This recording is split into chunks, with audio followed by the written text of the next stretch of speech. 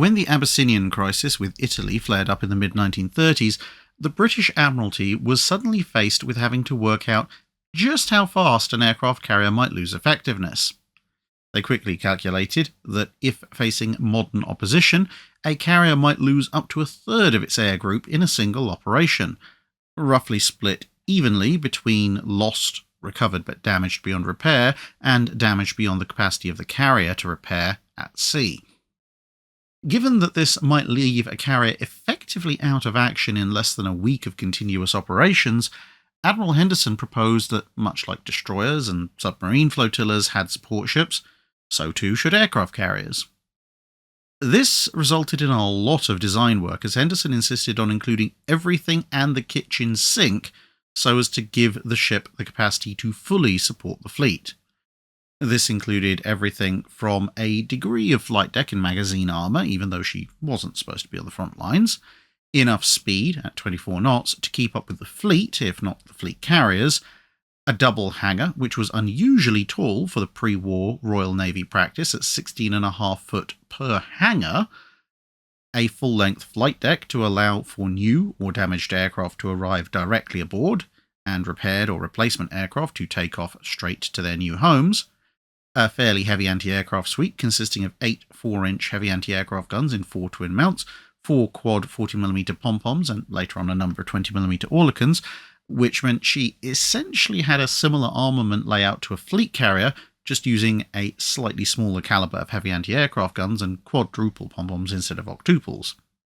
The lower hangar was designed to store up to 48 spare aircraft, whilst the upper hangar was for maintenance and repair, and so included extensive stores, workshops, and testing facilities, including a full-scale, full-power engine test rig.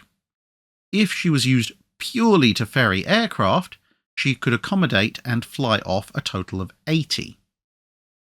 Added to this was a large medical facility, which included full operating theatre, dedicated dental surgery, and enough sickbay space to support receiving and treating large numbers of casualties from other ships. Numerous hoists and rails crossed the hangar ceilings to allow heavy items to be freely moved about, and the aft end of the upper hangar could have its sides opened to allow repaired aircraft to test their engines without interrupting flight deck operations.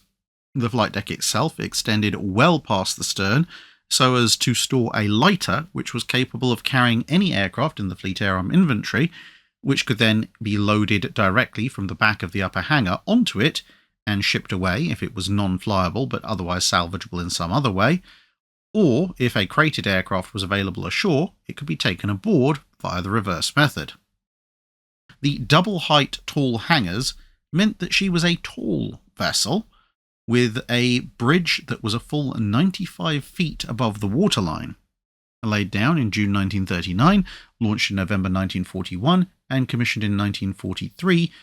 she missed the first part of World War II and initially operated in an odd hybrid role, supporting the fleet, but also operating as a frontline carrier, as she'd been finished without her full planned repair suite.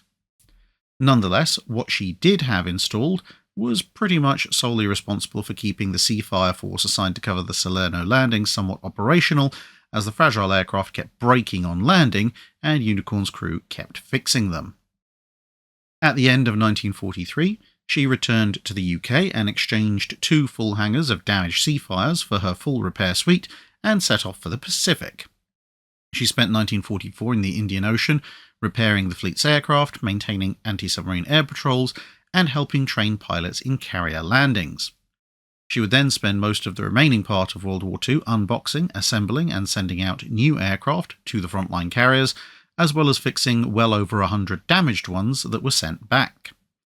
With the end of the war, and thus the perceived lack of need for her services, she was quickly put into reserve at the start of 1946, but her legacy of highly capable repair and maintenance led to her being reactivated in 1949, initially to help extend the deployment times of other carriers sent out on distant patrol, but when the Korean War broke out, she proved invaluable as a troop, supply, and aircraft transport, as well as repairing aircraft from frontline ships once again. Apparently slightly annoyed at not being able to conduct her own air combat operations this time round, Unicorn also found some time to sidle up to the North Korean coast and conduct a bit of shore bombardment, thus becoming the only carrier to directly engage enemy shore targets with gunfire in history so far. She would also later use her guns to defend a merchant ship from pirates. Such was her utility that she was listed for extensive modernisation straight after the Implacables, with her hangars combined into one massively tall one, an angled flight deck, steam catapults, and all sorts of other goodies, but in the end Victorious eating all of the money did in for her as much as it did in for the Implacables, and she was instead used as an aircraft ferry for a few years before being decommissioned in 1957 and sold for scrap in 1959. Ironically enough, outliving two planned successors, Perseus and Pioneer, which had been converted from Colossus-class light fleet carriers towards the end of World War II precisely because of Unicorn's great success and utility, but which had both gone to the scrapyard earlier in the 1950s. That's it for this video. Thanks for watching. If you have a comment or suggestion for a ship to review, let us know in the comments below. Don't forget to comment on the pinned post for dry dock questions.